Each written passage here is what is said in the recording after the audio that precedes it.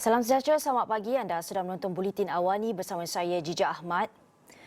Baik, tragedi banjir yang melanda sebahagian negeri dalam Malaysia sejak beberapa hari lalu ternyata meruntun hati rakyat. Selain titipan doa dan kata-kata semangat menerusi media sosial, ramai yang tergerak turun padang bagi menghulurkan bantuan mengikut kemampuan masing-masing. Tidak kurang juga yang berasa tidak puas hati berpunca dakwaan kelewatan koordinasi kerajaan dan pihak berkaitan bagi menghulurkan bantuan. Terus kita nak bersama dengan Datuk Seri Akbar Sattar, Presiden Persatuan Pemeriksaan Fraud Bertauliah Malaysia, bagi menilai semula kepercayaan rakyat terhadap kerajaan dan ahli politik ketika ini. Selamat pagi, Datuk Seri. Selamat pagi. Datuk Seri, terima kasih kerana sudi bersama dengan Buletin Awani pagi ini. Kita nak bercerita ataupun bercakap susulan kemarahan rakyat dan juga mangsa banjir sendiri berkaitan terjadi banjir ketika ini. Pandangan Datuk Seri, benarkah rakyat semakin hilang kepercayaan terhadap kerajaan dan ahli politik dan rakyat bantu rakyat? Slogan itu semakin kuat dilaungkan sehingga kan ramai yang dilihat lebih percaya kepada NGO, civil society dari menteri itu sendiri. Pandangan Datuk Seri dalam hal ini? Kalau kita baca melalui media sosial dan sebagainya, sudah tentu ia merupakan satu perkara yang diperbincangkan oleh masyarakat lah. Maknanya ada sesuatu yang tak kena kan. Yang pertama saya rasa disebabkan oleh krisis politik yang sedang melanda negara kan. Kerana kerajaan ni tak begitu kuat ya dari segi bilangan parti dan sebagainya, dan sudah tentu banyak juga yang petikai mengenai menteri-menteri yang dilantik, dari segi kewibawaan, dari segi kesungguhan dan juga jadi oleh demikian sudah tentu masyarakat rasa tak puas hati sebab kita kena ingat bahawa masyarakat adalah merupakan pembayar cukai. Maknanya apabila pembayar cukai itu sudah tentu kerja-kerja menteri ataupun kerajaan itu adalah untuk membantu rakyat kerana mereka dibayar gaji. Jadi itu antara sebabnya. Selain daripada itu sudah tentu apabila sesuatu parti itu tidak kuat dan juga kepimpinan pun nampak macam tak berapa wibawa yang didakwa oleh masyarakat dan juga civil society ya. Dan ini merupakan satu perkara yang patut kita lihat. Dan satu lagi secara tentulah red tape dan sebagainya. Walaupun red tape penting untuk kita mengelakkan ataupun untuk ikut prosedur, tetapi ada kalanya kita ada cara ya untuk kita mengatasi masalah sedemikianlah.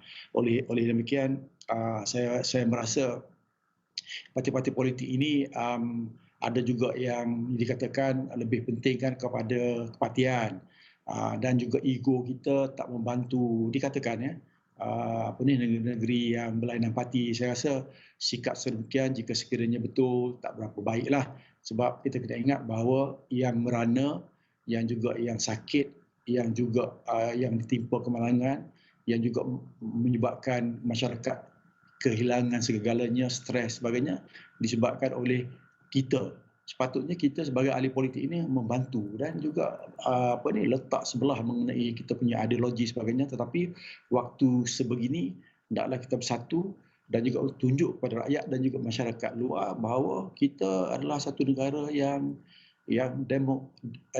mengamalkan demokrasi, tetapi apabila berlaku sesuatu, walaupun kita mempunyai pandangan dan juga ideologi yang berlainan, kita hendak bersatu. Ini adalah demi rakyat. Kita kena ingat bahawa rakyat memilih kita adalah untuk kita menjaga negara, menjaga harta negara, mentadbir dengan baik, dan juga apabila berlaku kepada sedemikian seperti banjir kan. Bantu. Banjir ni bukan perkara baru, benda dah lama negara kita mengalami banjir. Kalau Indonesia dia ada banjir, dia ada volcano dan sebagainya lagi teruk. Tapi kita ni hanya dengan banjir saja pun tak boleh mengurus sebab saya rasa kepentingan politik lah. Baik, saya tertarik bagaimana Datuk Seri bercakap mengenai kita perlu bersatu padu, tapi bagaimana sebenarnya kita boleh menggemeling tenaga dan kecekapan dari NGO, sukarelawan itu sendiri dan juga kerajaan untuk mengatasi pelbagai masalah atau isu dalam negara kita ni? Satu perkara yang saya pernah sebut ya tahun 2015 dulu, iaitu satu entiti yang dikenali sebagai Open Government Partnership yang ditubuhkan pada 2012, dipelopori oleh Indonesia, Filipina, Amerika Syarikat, Brazil, dan banyak negara. Jadi ini OGP ni, iaitu Open Government Partnership ni, merupakan satu entiti di mana kerajaan mementingkan civil society. Maknanya segala-gala partisipasi, segala-galanya ideal dan juga perancangan yang nak buat tu dia melibatkan civil society. Tetapi ini lebih rancang, lebih organised. Sebab kalau kita ada sekarang ni, kita tak pasti, kita agak-agak kita ambil NGO yang mungkin tak wibawa sebenarnya, tidak relevan kepada isu-isu tu, sudah tentu ini akan memberi impak tak baik. Tetapi kita tengok Indonesia ni, walaupun dia dah ada masuk dalam entiti OGP ni, maknanya dia bukan saja dia mula daripada 7 negara, tetapi sekarang ni dah pergi kepada 75 negara, dan juga di bawah kerajaan tempatan pun ada lebih kurang 20. Maknanya dia boleh bantu. Bukan saja dari segi dia ada steering committee yang usahakan oleh kerajaan, tetapi NGO dimasukkan, sebab kita kena ingat NGO di negara kita ini adalah NGO yang wibawa, yang ada idea, yang ada workshop, yang ada juga rangkaian antarabangsa. Dan apabila kita masuk dalam entiti OGP ni, iaitu Open Government Partnership ni, sudah tentu kita boleh bertukar-tukar fikiran. Sebab negara-negara lain seperti Bangladesh ke apa-apa negara yang ada ataupun negara yang termasuk dalam OGP ni, sudah tentu kita boleh belajar cara-cara untuk kita mengatasi masalah-masalah banjir, dan juga takbir urus dari segi korupsi, dari segi mungkin kalau kita masalah yang besar, kita boleh konsentrate dari segi parti, macam mana kita nak hapuskan masalah-masalah human trafficking sebagainya. Jadi ia lebih tersusun jika sekiranya Malaysia ni memasuki dalam entiti OGP, iaitu yang berjabat di Amerika Syarikat tetapi dianggotai oleh Indonesia dan sebagainya. Seperti saya nyatakan tadi, Indonesia boleh dikatakan presiden dia sendiri telah memberi satu perhatian yang begitu berat terhadap OGP ini, yang mana ia telah memberi kesan yang begitu bagus dapat mengatasi masalah-masalah dalam negara itu dengan mendapatkan idea-idea daripada NGO civil society ini bersama dengan kerajaan, dan sudah tentu ia akan memberi manfaat kepada rakyat dan juga masyarakat. Yang akhirnya yang kita punya tujuan adalah untuk rakyat, keselesaan rakyat, sebab idea-idea diberikan oleh civil society, sudah tentu civil society yang wibawa kita ada banyak di negara kita ini yang boleh kita gunakan untuk mereka membantu kerajaan, dan juga kerjasama yang lebih erat, yang lebih padu, dan kita adakan gerakan bersama supaya segala-gala masalahnya telah, dan kita ada action plan pula tu kan, dari segi banjir, dari segi korupsi, dari segi seperti nyatakan tadi menghapuskan human trafficking, parti sebagainya. Jadi kita dah ada modul. Jadi modul ni boleh membantu kerajaan dengan kerjasama civil society ini, NGO, sudah tentu ia akan memberi manfaat kepada rakyat dan juga negara. Ya, Datuk Seri, mungkin secara peribadinya, dari pemerhatian Datuk Seri sendiri, kita secara ringkasnya, adakah perkara ini tidak dapat dicapai di Malaysia ketika ini dari segi kerjasama antara NGO, sukarelawan dan juga kerajaan? Adakah kerana kerajaan kurang rasa percaya kepada entiti sukarelawan ini?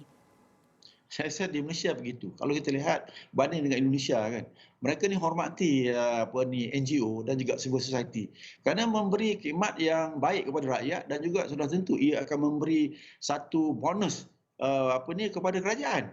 Kerajaan akan lebih efisien, dan juga apa-apa juga distribusi dari segi bantuan sebagainya dilakukan oleh NGO, tetapi ada steering committee seperti saya nyatakan tadi yang dianggotai, yang juga diketuai oleh kerajaan. Tetapi mereka ini menyalurkan bantuan kepada NGO yang wibawa, yang juga mempunyai pengalaman tertentu dari segi bidang masing-masing. Contohnya dari segi klimatologi, dari segi takbir urus sebagainya. Jadi ini sudah tentu akan memberi manfaat kepada negara. Jika sekiranya kita masih lagi tidak percaya kepada NGO, tapi kita hendak mengambil